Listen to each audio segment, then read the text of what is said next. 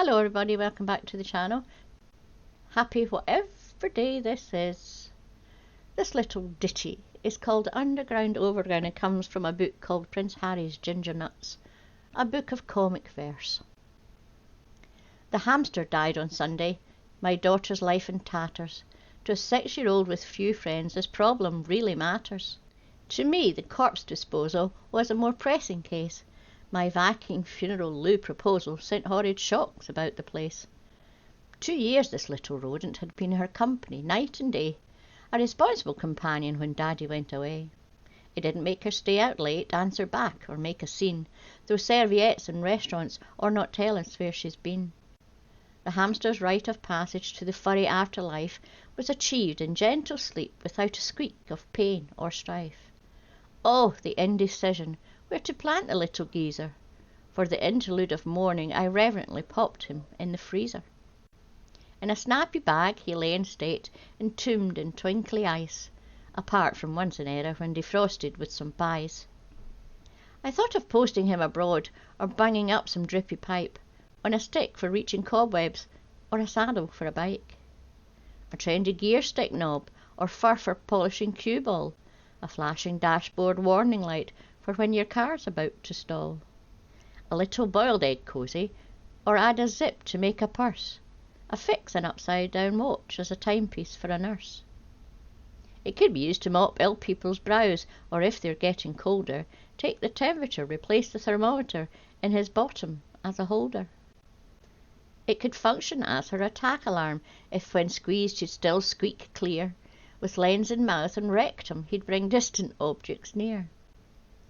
A sweaty summer garden game for batting twixt two rackets, his incisors as a stapler for sealing padded postal packets. If we'd had a second one, then one of our daughter's first true loves could enhance her home economics class with some little oven gloves. A million possibilities were suggested to my mind, but I opted for one sensible and fashionable and kind. The Wombos got it right when they recycled others' gear. Our furry friend could be admired, bring usefulness and cheer. Now my colleague's wife's a seamstress, and she always makes great strides, can fabricate fine raiment, take inside legs, and more besides. It took only half an hour. I felt my girl would be overcome. We chuckled till the tears rolled, but I wasn't sure of Mum. My return home was triumphant, my entry splendid, full of drama. My kid was ushered in, and Mum tried hard not to alarm her. I dropped my kecks flamboyantly. Daughter giggled, I fell on couch, and glory stretched across my loins was a furry posing pouch. His little arms and legs, stretched back like some religious icon, were connected round my buckins with some khaki satin nylon. His whiskers poked out proud, a grin forever on his face. I took off all my clothes but him, began to carper round the place. I trotted round the garden with dainty steps like mythic fawn, twice carefully round the rose beds, and then streaked across the lawn. Moggy tried to sniff my codpiece, but I was much too quick for him, and the all-around fur effect was causing me seriously to grin. I controlled my mild hysteria as well as I was able, with my left hip gently chafing from the dry clean only label. I must not immerse in water, or my valued danglies pink could become cut-off fringe benefits should the smiling sporran shrink. My immortal pants pleased me so much that they were that night still wore, and by chisel tooth poking the wife's nightie, no joking, into jagged tatters was torn. Besuited soon I sojourned to work, well knowing that within, however sober my exterior, there lurked a toothy grin.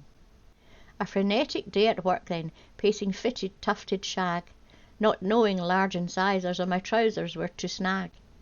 They nibbled, weft and weave, some took my bulge to show affection, none knowing they would soon behold a furry resurrection. It was in a pub, a business lunch half up the spiral stairs, when born again was a chiselled profile with a halo of ginger hairs. Like an alien from abdomen he burst out, 4 typists swooned, others drenched me in beer from revulsion and fear, or I was generally lampooned. I was bustled to the gents by friends who took my soggy togs to dry them on a heater while I rested on the bogs. I was naked but for posing pouch, yet feeling rather close, when I realised that the blood had ceased to flow into my toes. To sleep my feet had gone, and I was dead below the waist. My wet codpiece was contracting, and must be doffed with greatest haste. But now it cut into my flesh was impossible to rip, as I reeled on pins and needles in a furry vice-like grip. Drastic measures were now called for, if intact I would remain, so like a bull into the public bar I burst in howling pain. My legs now numb, I staggered, almost naked, reeling, hopping, with broken glass before a gawping crowd at my loins, frantically chopping. My final recollection, as my blood flow blotted out, was the landlord approaching with an upturned chair to give the parasite a clout. The fire brigade released me with some neat hydraulic cutters. I was carted off in a police van with coppers mumbling about nutters. I was donated shabby clothing, questioned, beaten and released, just like my old friend Peregrine, who'd met the same police. I don't go in that pub now, or they rant, hoot and regale the uninitiated visitor to my twisted furry tale. Recycling's for the wombles. I never found it much success, and I'm now damn sure that evermore I'll get my pants from M&S. The end. Don't forget to like and subscribe and press the wee bell notification. And a huge big thank you to all my subscribers, patrons and members. See you next week. Bye bye.